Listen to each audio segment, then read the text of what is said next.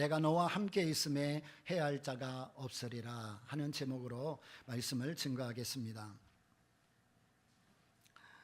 비행기 사고가 가장 많이 나는 때를 조종사들은 마의 11분이라고 부릅니다.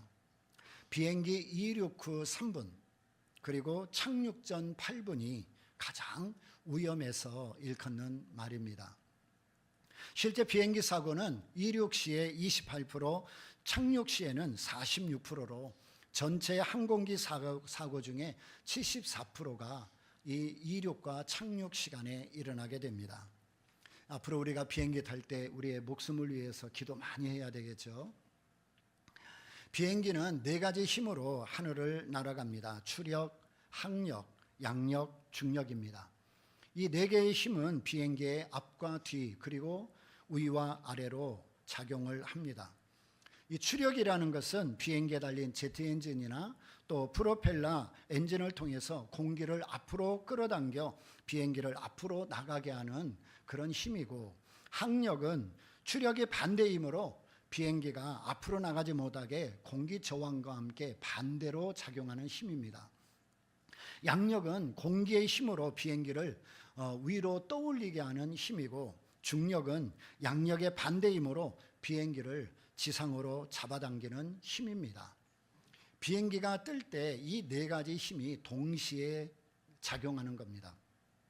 그런데 비행기가 이륙하려면 양력이 중력보다 커야 되고 추력이 항력보다 커야 됩니다. 만약에 추력이 항력보다 떨어지고 양력이 중력보다 떨어지면 비행기는 절대로 이륙할 수가 없습니다. 비행기에는 위로 올라가게 하는 힘도 있고 앞으로 나가게 하는 힘도 있지만 그 반대의 힘도 어마어마하게 작용해요. 근데 그 반대의 힘을 이기지 못하면 비행기는 절대로 뜰 수 없는 겁니다. 마찬가지로 하나님을 믿는 사람도 여러 가지 저항에 부딪힐 때가 많아요. 생각지 않은 어려움을 당할 때도 있습니다. 그러면 마음의 침체, 영적 침체, 삶의 침체에 깊은 수렁에 빠질 때가 있습니다. 신앙생활 잘하던 사람이 성경 읽기도 싫고 기도하기도 싫고 예배를 드려도 감격이 없습니다. 사람 만나는 것도 싫고 몸이 나른해서 활력을 잃고 무력감에 빠져 우울증에 빠지기도 합니다. 예수 믿어도 그럴 수 있습니다. 혹시 믿음으로 사랑하는 성도들 가운데 이런 침체와 아픔과 고통과 좌절을 겪는 분이 옆에 계시다면 함부로 그들을 판단하기보다는 얼마나 힘들고 어려운 시간을 보내는지, 그것 때문에 저렇게 몸부림을 치고 있다는 것을 우리는 이해해 줘야 하는 겁니다. 물론 믿음의 사람은 하나님께서 분명히 새 힘을 주셔서 다시 일으켜 주시고 새 출발하게 하시지만 때로는 이런 슬럼프가 오고 이런 고통 때문에 깊은 수렁에 빠질 수도 있는 겁니다. 그래서 우리는 매 순간 그리고 매일매일 하나님 은혜가 없이는 살아갈 수 없는 존재들인 겁니다. 사도 바울과 같이 하나님의 사람도 때로는 힘들고 낙심되고 그리고 두려움과 불안에 빠질 때도 있었습니다. 바울이 아테네에서 행한 설교는 그 어떤 설교보다도 위대한 설교였고 그리고 내용도 완벽했습니다. 그렇지만 아테네 사람들은 그 바울이 전한 복음을 받아들이질 않았습니다. 그들의 지적인 자부심과 교만 때문이었습니다. 바울은 이러한 아테네를 떠나 고린도로 가게 됩니다. 고린도에 온 바울은 매우 지치고 낙심되고 침체된 상태에 있었습니다. 아마도 아테네에서 최선을 다해 설교를 했지만 성과를 거두지 못한 것이 그에게는 커다란 충격이었을 겁니다. 아테네에서의 실패로 인하여 그는 시리에 빠져 있었습니다. 그리고 피곤하고 돈도 다 떨어진 채로 고린도에 온 겁니다. 그런데 설상가상으로 고린도에 도착해 보니 그 고린도는 극도로 타락하고 문란한 모습이 보통이 아니었습니다. 고린도에 와서 보니까 바울이 너무나 어이가 없는 모습들을 보고 있는 거예요. 상상할 수 없는 타락과 그리고 문란한 모습을 보면서 더 깊은 절망과 의욕을 상실하고 말았습니다. 바울은 완전히 탈진하고 지쳐서 다음의 사역을 준비하는 것조차 생각할 수 없는 상황입니다. 자, 고린도서 2장 3절에 보니까 내가 너희 가운데 거할 때 약하며 두려워하며 심히 떨었다고 그랬어요. 고린도에서 바울은 더 이상 복음 사역을 감당할 수 없을 정도로 약해지고 또 약해져 있었습니다. 하지만 하나님께서는 그를 떠나지 아니하시고 그와 함께하며 여러 가지 방법으로 그를 위로하고 격려해 주셨습니다. 바울은 이 하나님이 주신 위로와 격려로 힘입어 더 열심히 고린도에서 복음을 전한 결과 많은 성과를 거두게 되었습니다. 오늘 본문에는 하나님께서 지친 바울을 어떻게 위로하시고 격려해 주셨는가를 말씀하고 있어요. 하나님께서 오늘 우리에게도 이 바울에게 주셨던 이 은혜를 동일하게 부어주시기를 주의 이름으로 축원합니다. 우리가 사실 지금 여러 가지 방법으로 살아가기 위해 몸부림을 치고 있지만 실제로 지금 예배하는 이 순간에도 우리가 지치고 낭망하고 절망하고 앞이 캄캄하고 어두운 터널 속에 있는 모습이 분명히 있을 거예요. 이 예배 마치고 내가 또 어떻게 일주일을 살아갈까? 이 예배를 마치고 또 어떻게 일주일 동안 직장 생활할까? 그리고 내가 돌아갈 가정에서는 어떻게 또 살아갈까? 바울도 오늘 그런 상황 속에 있었지만 하나님의 위로와 격려를 통하여 다시 일어나서 복음 사역의 아름다운 열매를 이룬 것처럼 오늘 저와 여러분의 형편과 사정이 다 다를지라도 동일하신 하나님이 우리 가운데 임재하셔서 우리 한 사람 한 사람을 다시 일으키시고 새 힘을 주시고 격려하시고 위로를 주셔서 어둠의 터널이 있다면 밝은 빛 가운데로 나오게 하시고 넘어져 있는 자가 있다면 다시 일어나게 하시고 절망 중에 있다면 소망을 가지고 다시 새 출발하는 놀라운 축복의 시간이 되기를 바랍니다. 아테네가 우상으로 가득하고 지적인 교만이 가득한 도시였다면 고린도는 타락하고 부패한 도시였습니다.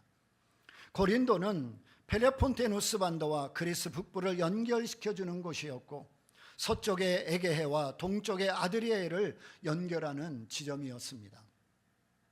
고린도는 레카이온과 갱그레아라는 두 항구를 가진 교통의 요충지이자 상업이 매우 활발한 도시로 무역이 사방팔방으로 뻗어나갈 수 있는 지리적 장점이 있었습니다. 거기에 고린도 인구가 당시에 75만 명 정도 되니 대단히 큰 도시였습니다. 만약 이 고린도에 복음이 잘 전해질 수만 있다면 그 복음이 세계로 뻗어나갈 수 있는 유리한 위치인 것이 틀림없었습니다. 하지만 교통의 중심지이자 경제적으로 풍요로웠던 이 고린도는 다른 어느 도시보다도 도덕적으로 타락해 있었습니다. 이 도시는 음란으로 가득 차 있었고 성적 타락으로 소문난 도시였어요. 그래서 당시 사람들은 타락을 묘사할 때 고린도 사람들처럼 산다 그렇게 말할 정도예요. 타락한 사람들을 보면 고린도 사람처럼 사네.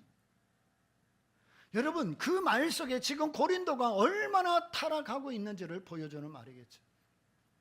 그런데 고린도가 이처럼 타락하게 된 가장 큰 원인은 이 도시의 종교적 배경에 있습니다.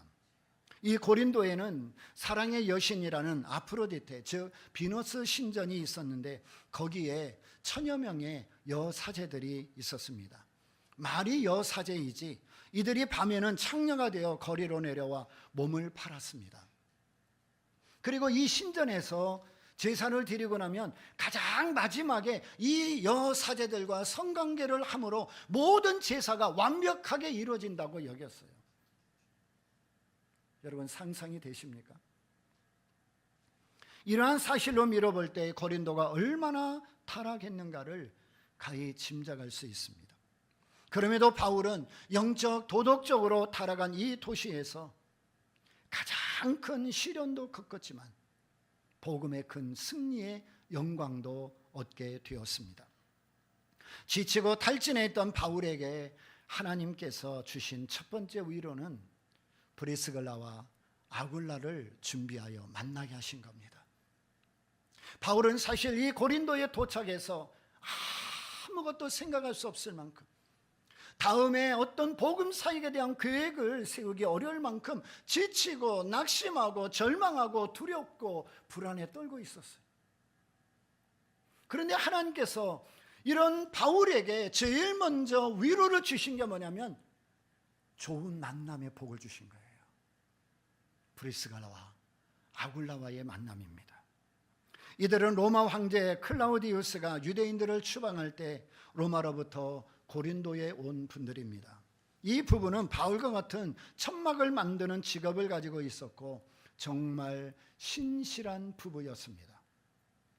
사도행전 18장 2절 3절에 보니까 아굴라라는 본도에서 난 유대인 하나를 만나니 클라우디오가 모든 유대인을 명하여 로마에서 떠나라 한 거로 그가 그 안에 브리스글라와 함께 이달리아로부터 새로운지라 바울이 그들에게 가매 업이 같음으로 함께 거하여 일을 하니 그 업은 장막을 만드는 것이더라.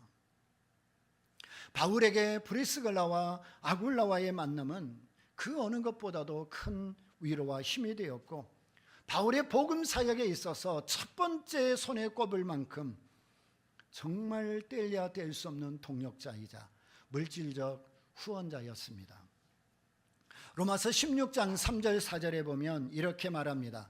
너희가 그리스도 예수 안에서 나의 동력자들인 브리스가와 아굴라에게 문안하라. 우리 같이 한번 읽겠습니다. 4절 저희는 내 목숨을 위하여 자기의 목이라도 내어놓았나니 나뿐 아니라 이방인의 모든 교회도 저희에게 감사하느니라.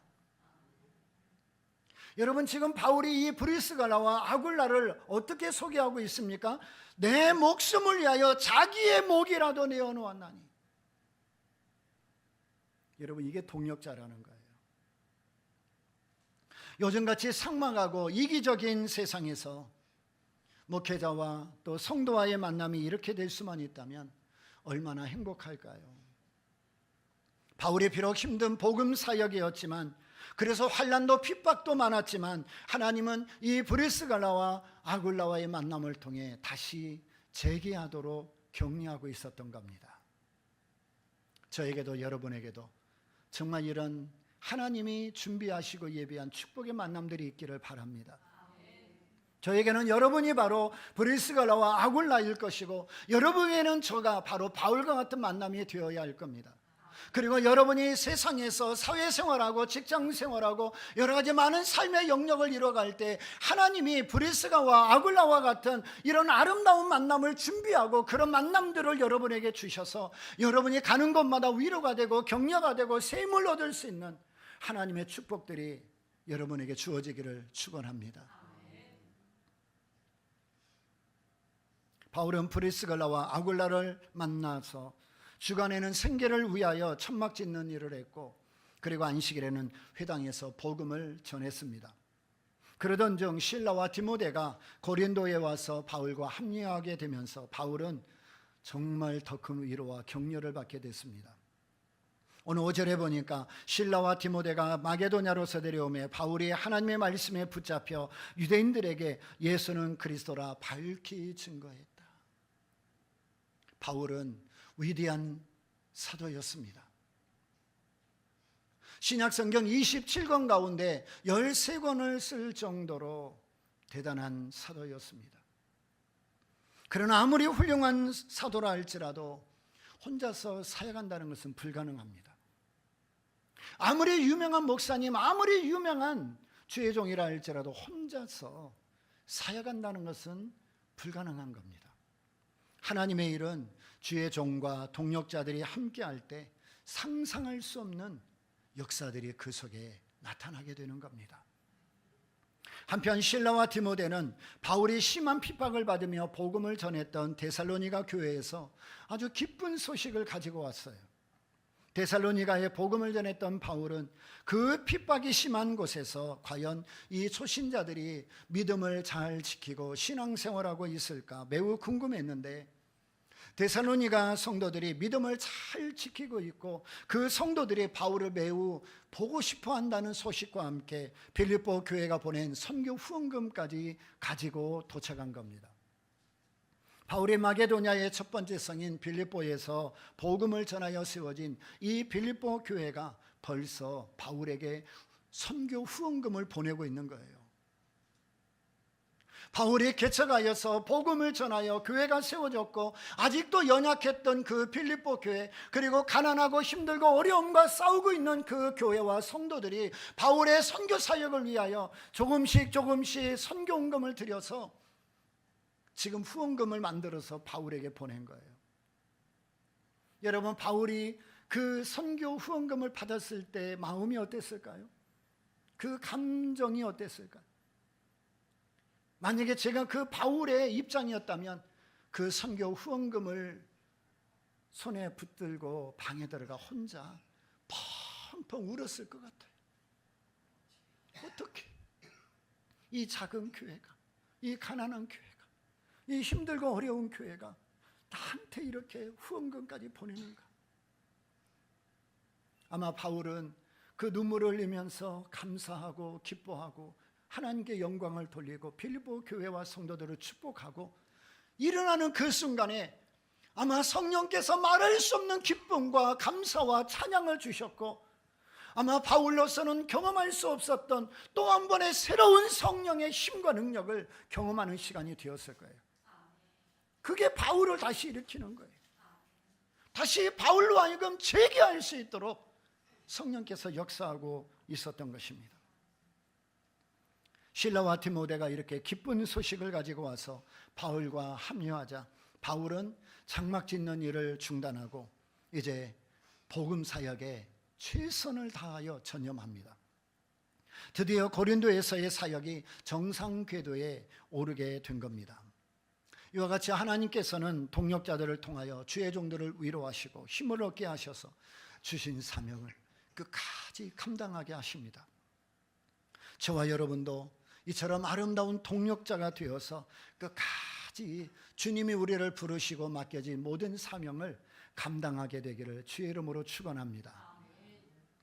바울은 하나님의 말씀에 붙잡혀 유대인들에게는 예수는 그리스도라 밝게 증거했어요. 그러나 유대인들은 바울이 전하는 복음을 거부하고 대적하며 오히려 방해했습니다. 그러자 바울은 단호하게 유대인들을 떠나서 내가 이제부터는 이방인들에게로 가서 복음을 전하겠다고 결정합니다. 오늘 6절에 저희가 대적하여 회방하거늘 바울이 옷을 떨어 가로되 너희 피가 너희 머리로 돌아갈 것이요 나는 깨끗하니라. 이후에는 이방인에게로 가리라 하고, 바울은 유대인들의 회방으로 인해 그것을 떠나 유스도라고 하는 사람의 집으로 옮겨 이방인들에게 복음을 전하기 시작했습니다. 근데 회당장 그리스보와 많은 고린도 사람들이 복음을 듣고 믿어 세례를 받았다고 합니다. 7절 8절에 거기서 옮겨 하나님을 공경하는 디도 유스도라는 사람의 집에 들어가니 그 집이 회당 옆이라. 또 회당장 그리스보가 온 집으로 더불어 주를 믿으며 수단 고린도 사람도 듣고 믿어 세례를 받더라. 바울을 반대하며 비방하던 유대인들이 복음을 거부했을 뿐만 아니라 바울이 이방인들에게 복음 전하는 것을 방해하고 심하게 핍박할 것이 예상되자 바울도 사람인지라 너무 불안하고 두려울 수밖에 없는 거예요. 최선을 다해서 복음을 전하고 사람들이 그것을 듣고 예수 믿고 구원받는 역사가 진행되어야 되는데 가면 갈수록 막히는 거예요. 전하면 전할수록 핍박과 그리고 비방들이 날아오는 것입니다. 여러분, 주의를 하다 보면 많은 비방도 받고 조롱도 받고 어려움도 당하고 방해도 받아요. 그럴 때 우리가 얼마나 위축이 돼요. 내가 정말 이거 해야 되나? 내가 정말 이 일을 감당해야 되나? 이 수많은 방해와 그런 생각과 마음들이 우리 마음을 지배하게 되는 거죠. 그러니까 바울도 지금 열심히 복음을 전하고 있는데 너무 핍박도 비방도 그리고 반대도 많아지다 보니까 불안하고 두려울 수밖에 없었던 거예요. 그때 밤에 부활하신 예수님께서 환상 중에 바울에게 나타나 이렇게 말씀하십니다. 우리 9절 10절 같이 한번 크게 읽겠습니다. 시작. 밤에 주께서 환상 가운데 바울에게 말씀하시되 두려워하지 말며 잠잠하지 말고 말하라. 내가 너와 함께 있음에 아무 사람도 너를 대적하여 해롭게 할 자가 없을 것이니 이는 이 성중에 내 백성이 많음이라 하시더라. 아멘. 불안하고 두려움에 떨고 있을 때 여러분, 우리를 다시 일으키시고 새 힘을 주는 게 뭘까요? 그것은 다른 것 아니라 하나님의 말씀인 것입니다. 이 세상 어떤 사람도 매일 충만한 삶을 살 수는 없어요. 완벽하고 그리고 원하는 대로 다 이루어진 것, 그런 삶을 사는 사람 없어요. 성공이 있으면 실패가 있는 거고, 건강이 있으면 아픔도 있는 거고, 그리고 축복이 있으면 고난도 있는 겁니다. 이게 우리의 삶이고 그리고 신앙생활인 거죠. 때로는 우리가 불안하고 두렵고 떨리고 어찌할 수 없는, 도대체 어떻게 해야만 내가 이 세상을 살아갈 수 있을까, 그런 생각들이 우리를 지배할 때 있어요. 사람을 찾아가도, 카페 가서 아메리카노를 먹어도, 그리고 비싼 레스토랑에 가서 비싼 음식을 먹어도, 백화점에 가서 1,000만 원짜리 명품을 사도 우리 마음은 그게 해결되지 않는 거예요. 우리 안에 두려움이나 핍박이나 고난이나 초조함이나 이런 모든 것들은 여러분, 세상의 그 어떤 것으로도 우리 마음을 평안하게 해줄 수 없어요. 다윗이 사울로부터 쫓겨다닐 때 얼마나 두려웠겠어요. 매일매일 죽음의 연속이 계속되는데, 그런데 바울이 그런 위기 속에서도, 그런 두려움 속에서도, 불안함 속에서도 뭐라고 고백합니까? 여호와는 나의 목자시니 내가 부족함이 없으리로다. 그가 나를 푸른 초장에 누이시며 쉴만한 물가로 인도하시는도다. 내가 사망의 음침한 골짜기로 다닐지라도 해를 두려워하지 않을 것은 주께서 나와 함께 하심이라. 주의 지팡이와 막대기가 나를 안위하시나이다. 여호와의 선하심과 인자하심이 영원토록 나와 함께 하시라. 다윗이 그토록 불안하고 두렵고 위기 속에 있을 때 그를 평안하게 하고 안심되게 하고 두려움이 아니라 담대하게 만들었 것은 하나님께서 다윗과 함께 하셨기 때문입니다. 마찬가지로 우리가 불안하고 떨릴 때, 여러분, 하나님이 직접 우리에게 말씀하지는 않지만 내가 가지고 있는 이 성경을 붙잡고, 여러분 다 갖고 있잖아요. 이 성경을 붙잡고 펴는 순간 하나님은 그 말씀을 통하여 나를 일으키십니다. 불안을 떨쳐버리게 하십니다. 좌절해서 다시 일어나게 하십니다. 여러분, 우리를 다시 일으키는 게 뭐예요? 우리를 다시 평안하게 하는 게 뭐예요? 우리에게 다시 힘을 주는 게 뭐예요? 이 세상의 그 어느 것도 아니라 하나님이 우리에게 주신 음성, 이 말씀 안에 모든 답이 있는 것입니다. 내가 너와 함께 있음에 아무 사람도 너를 대적하여 해롭게 할 자가 없을 것이라. 내가 너와 함께 있음에 아무 사람도 너를 대적하여 해롭게 할 자가 없을 것이라는 이 말씀을 들었을 때, 여러분, 바울이 얼마나 힘이 나고 든든했겠습니까? 우리도 그렇잖아요. 정말 여러분이 눈물로 밤을 지새고 있을 때, 너무 지치고 힘들어 어찌할 바를 모를 때, 하나님께서 여러분을 감싸주시는 느낌이 있고, 여러분을 안아주시고, 여러분을 쳐다봐 주시고, 여러분에게 말씀해 주시는 것, 그를 경험하면 여러분, 이 세상 어느 것과도 비교할 수 없는 그 은혜 때문에, 그 평강 때문에, 그 위로 때문에 우리는 다시 일어날 수 있는 것입니다. 복음을 전할 때 반대도 있고 위협도 있습니다. 믿음으로 살 때 핍박도 있고 조롱도 있습니다. 그러나 그 누구도 우리를 해하지 못합니다. 그 누구도 우리를 대적할 수 없습니다. 왜냐하면 하나님이 바울과 함께 하신 것처럼 오늘 저와 여러분에게도 함께 하시기 때문이에요. 바울은 특별하기 때문에 함께 한 게 아니라 저와 여러분에게도 오늘 또 함께 하시는 하나님이신 겁니다. 이제 바울은 그 어떤 두려움도, 어떤 반대도, 어떤 핍박도 하나님이 주신 이 말씀을 의지하여 담대하게 복음을 전할 수 있게 됐습니다. 오늘 하나님께서 여러분에게도 이 말씀을 통해 세임 주시기를 바랍니다. 여러분을 다시 일으켜 주시기를 바랍니다. 사랑하는 여러분, 지금 여러분에게 어떤 두려움이 있습니까? 어떤 불안이 엄습해 있습니까? 어떤 걱정으로 한숨이 나오고 있습니까? 그렇다면 하나님께서 내가 너와 함께 있음에 아무 사람도 너를 대적하여 해롭게 할 자가 없을 것이라는 이 약속의 말씀을 붙드십시오. 내가 너와 함께 있음에 해할 자가 없으리라, 대적이 없으리라, 공격할 자가 없으리라, 질병이 떠나갈 것이다. 너를 힘들게 하고 방해하고 핍박하고 고난 중에 빠지게 하는 자가 떠나게 될 것이다. 여러분, 이 말씀을 붙잡고 주님의 위로와 격려로 다시 힘을 내시기 바랍니다. 여러분의 그 자리에서 다시 시작할 수 있습니다. 하나님이 여러분과 함께 하시기 때문입니다. 바울도 낙심되고 불안하고 힘들었지만 이 하나님의 말씀과 위로를 통하여 다시 새 힘을 얻고 복음을 전할 수 있었습니다. 근데 우리가 놓치면 안 되는 중요한 말씀이 오늘 본문에 있어요.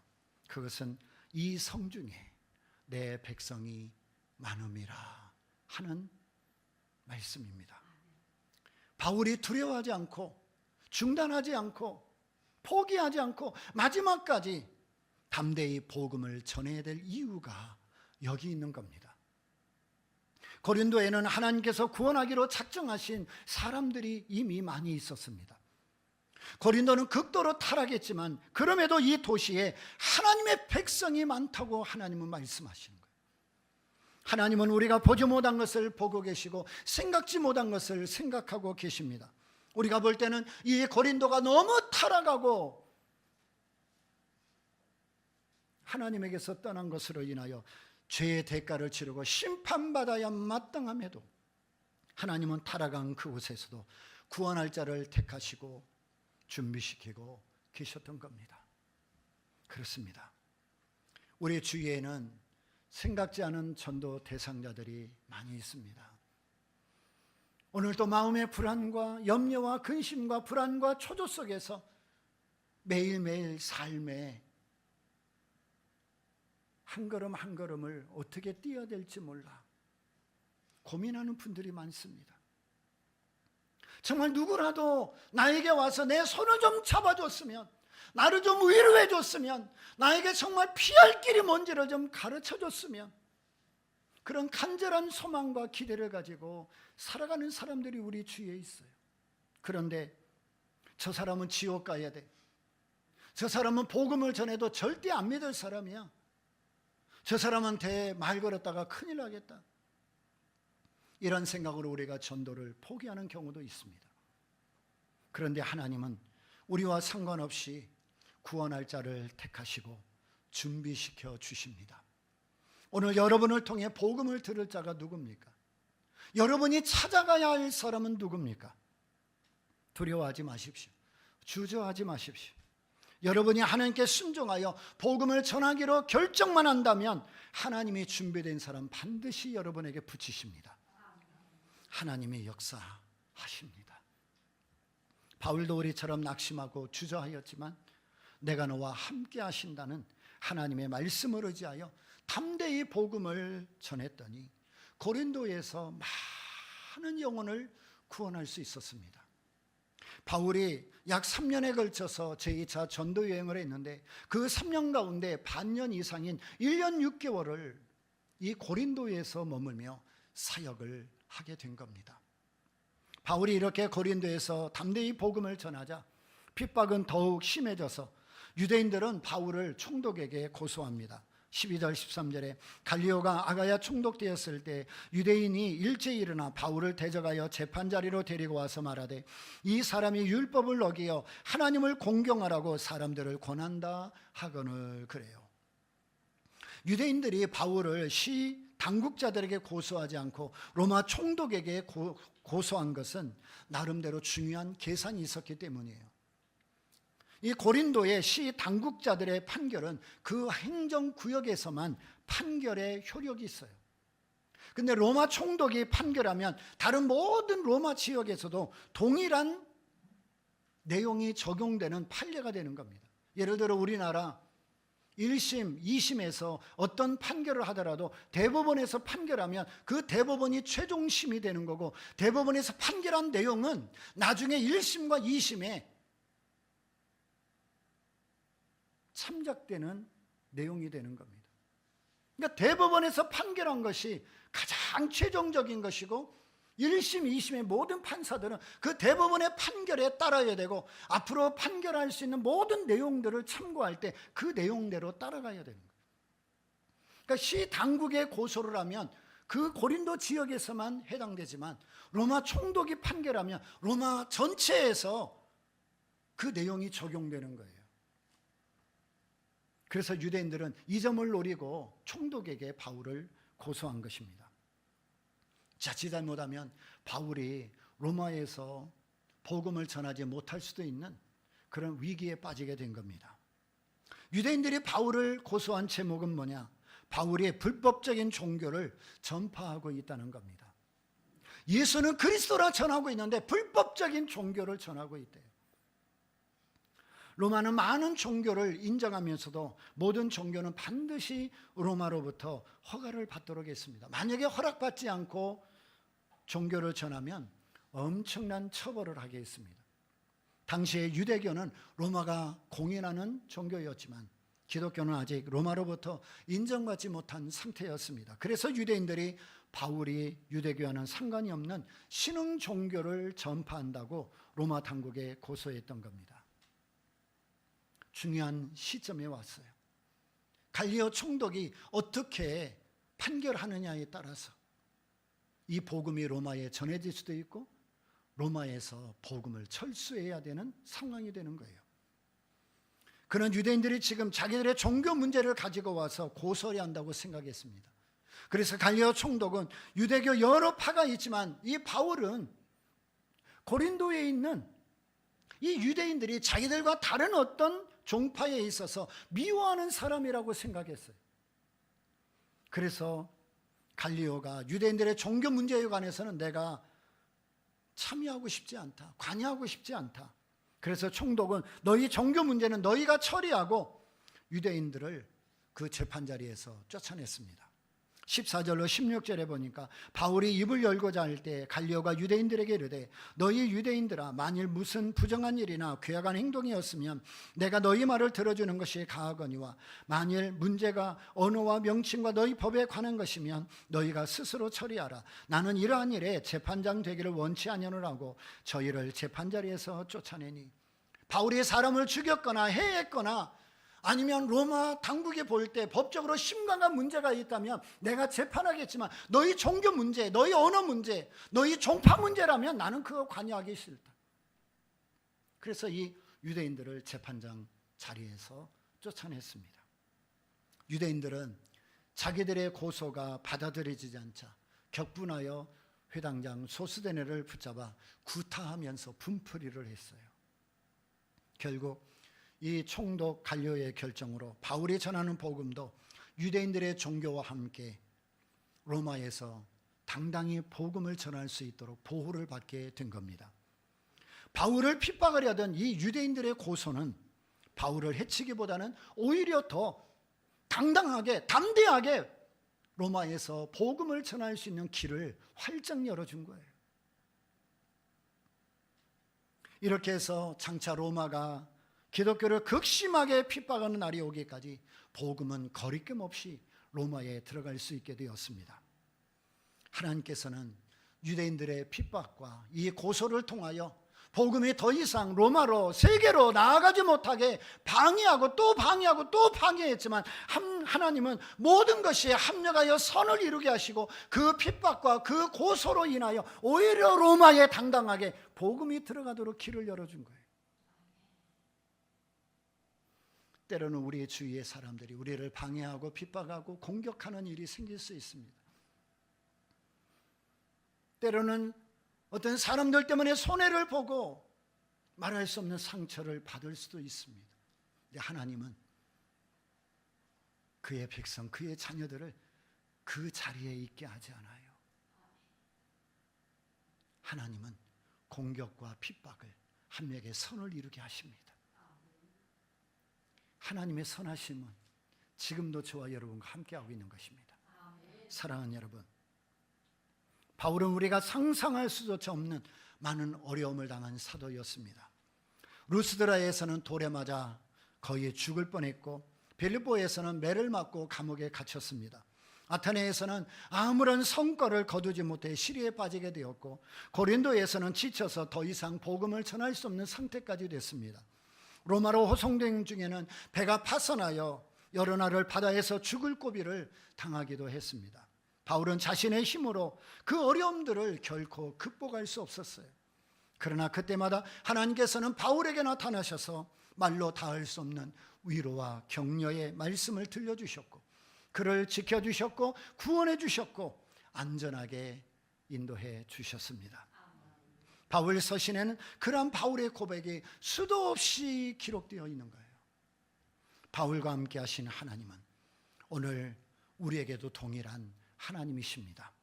우리가 믿음을 지키며 주를 위해 살다 보면 이런저런 어려움을 당합니다. 공격을 받습니다. 때로는 해결할 수 없는 일을 당하여 낙심하며 염려할 때도 있습니다.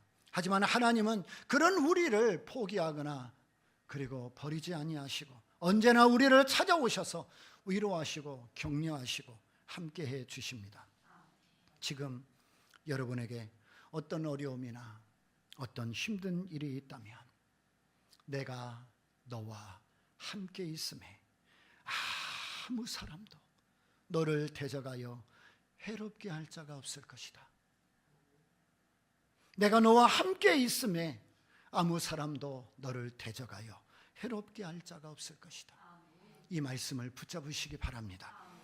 하나님이 여러분을 반드시 도와주시고 지켜주시고 새 힘을 주시고 다시 일으켜 주실 줄로 믿습니다. 오늘 말씀의 결론으로 로마서 8장 35절로 39절을 함께 읽고 마치도록 하겠습니다. 우리 내게 주시는 음성으로 큰 목소리로 함께 말씀을 읽겠습니다. 시작. 누가 우리를 그리스도의 사랑에서 끊으리요? 환난이나 곤고나 핍박이나 기근이나 적신이나 위험이나 칼이랴. 기록된 바 우리가 종일 주를 위하여 죽임을 당케 되며 조사를 도사를 양같이 여김을 받았나이다 함과 같으니라. 그러나 이 모든 일에 우리를 사랑하시는 이로 말미암아 우리가 넉넉히 이기느니라. 내가 확신하노니 사망이나 생명이나 천사들이나 권세자들이나 현재일이나 장래일이나 능력이나 높음이나 깊음이나 다른 아무 피조물이라도 우리를 우리 주 그리스도 예수 안에 있는 하나님의 사랑에서 끊을 수 없으리라. 아멘. 우리가 넉넉히 이기느니라. 하나님의 사랑에서 끊을 수 없느니라. 오늘 이 말씀이 여러분에게 주시는 하나님의 위로요 음성이 되시기를 주의 이름으로 축원합니다. 기도하겠습니다. 하나님 아버지, 환난이나 곤고나 핍박이나 기근이나 적신이나 위험이나 칼이 오늘 우리를 공격한다 할지라도 우리를 사랑하시는 이로 말미암아 우리가 넉넉히 이긴다고 선언하셨습니다. 이 세상 그 어떤 세력도 우리를 우리 주 예수 그리스도 안에서 하나님의 사랑에서 끊을 수 없다고 선언하여 주셨습니다. 오늘 이 말씀이 우리의 레마가 되게 하시고 우리를 지배하게 하여 주시고 우리의 삶 속에 길이 되고 가이드가 되게 하셔서 어떤 일 속에서도 담대하게 다시 일어날 수 있도록 도와주시옵소서. 예수님의 이름으로 기도드리옵나이다. 아멘.